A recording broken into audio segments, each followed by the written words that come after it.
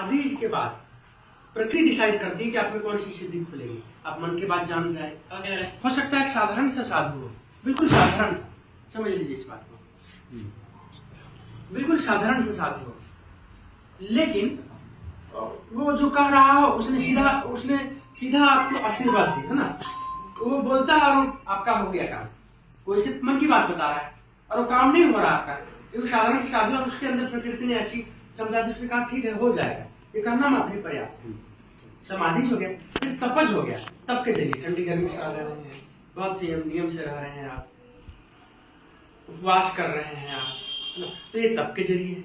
तो सिद्धियां कई तरह की होती है, मूलतः 5 तरीके पतंजलि योग दर्शन में बताए गए। इसमें सबसे श्रेष्ठ समाधि है। समाधि का मतलब समाधि के जरिए जब आप ध्यान में जाते हैं, ऐसा समझिए जब आपका मन शांत अवस्था में होता है और तब जो से, लेकिन आप उसमें उपयोग नहीं कर सकते। उपयोग मतलब उपयोग करने वाला मन जितना जितना कम हो जाता है तभी तो ध्यान लगेगा। ध्यान निर्विषम मना, तो उस स्थिति का व्यक्ति सहज बच्चों की तरफ होता चला जाता है। लेकिन शक्तियां सब समाधि सिद्धियों को सबसे श्रेष्ठ कहा गया है, ठीक है ना। लेकिन वो किस रूप में प्रकृति बहेगी, वो समुद्र की तरह है, नदी की तरह नहीं, घाटा में नहीं बहता, वो अपने आप में परिपूर्ण है।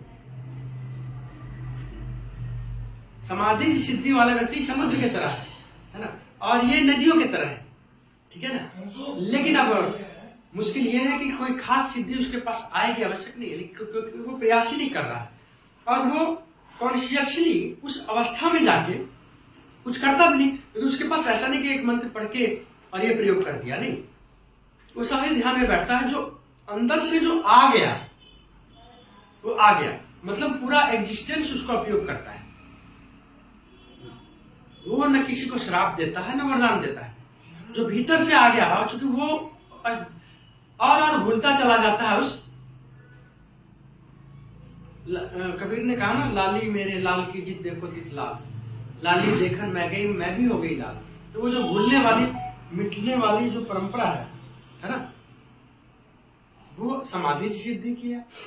बाकी जो है जानना कौन आएगी पीछे जो आपने किए कर्म, जो मंत्र औषध, इसी तरह से।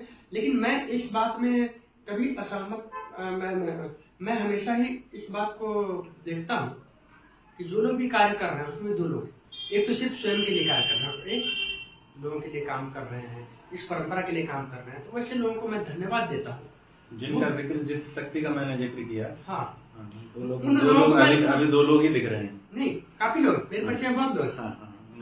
हम लोगों को 2 ही लोग नहीं, मेरे परिचय में बहुत से लोग ऐसे, और मैं बहुत नजदीक से भी जानता हूँ। सभी का कंसेप्ट एक ही है क्या, एक ही तरीके से? ऑलमोस्ट।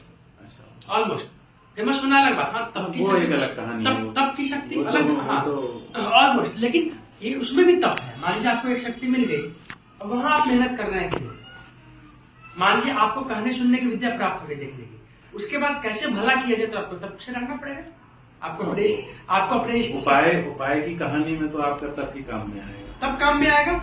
आपने एक बार कहने सुनने वाली विद्या तो देख लिया, या आपको पता चल गया अतीत क्या है भविष्य क्या है, वो एक अलग कहानी है। हाँ, अब उपाय के लिए आप उनको बताएंगे पढ़ के टोटके वगैरह, या फिर आप किसी देवता को लगाते हैं या उनको पूजा में लगाते हैं। इसके भी कई टाइप है। आप उनको ही लगा दिया मंत्र जपो या ये करो, या आप अपनी शक्ति को लगा देते हैं, ठीक है ना, या कोई टोना टोटका इस तरह का। अलग अलग लोग अलग अलग तरीके से काम कर रहे हैं। मैं एक बात को समझता हूँ सिर्फ, है ना, मैं एक बात को समझता हूँ सिर्फ कि यदि कोई सच में कल्याण कर रहा है तो वेद की शक्ति से काम करे कि देव की शक्ति से काम करे, उसका आदर है, ठीक है ना। क्योंकि अंततः बुरा और अच्छा क्या है कौन डिसाइड करेगा।